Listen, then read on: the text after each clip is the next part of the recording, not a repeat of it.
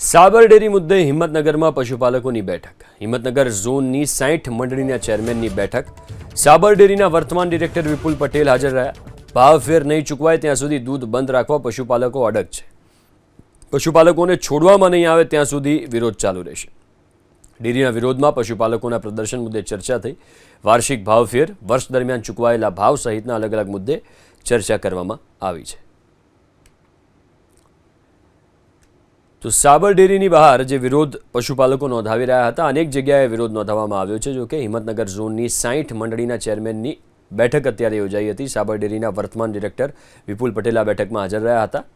જોકે પશુપાલકો અડગ છે કે ભાવફેર નહીં ચૂકવાય ત્યાં સુધી દૂધ બંધ રહેશે.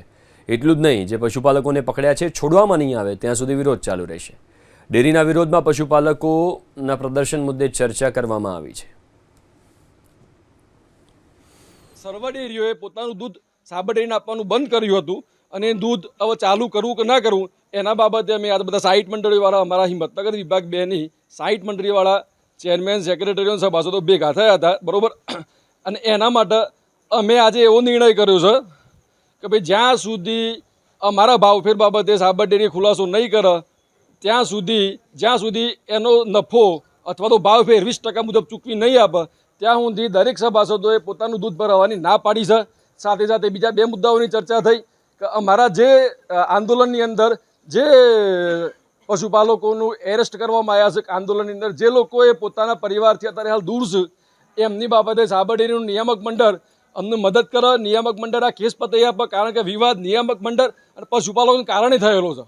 પોલીસ ફરિયાદ કરી, બરાબર છે, પણ જો વિવાદ હતો એ પશુપાલકોને સાબર ડેરીનો છે.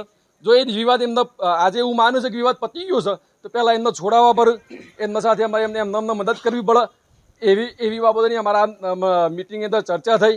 અને જ્યાં સુધી આ બધી બાબતોનો નિકાલ નહીં આવે ત્યાં સુધી અમારી 60 મંડળીઓ દૂધ બંધ રાખશી.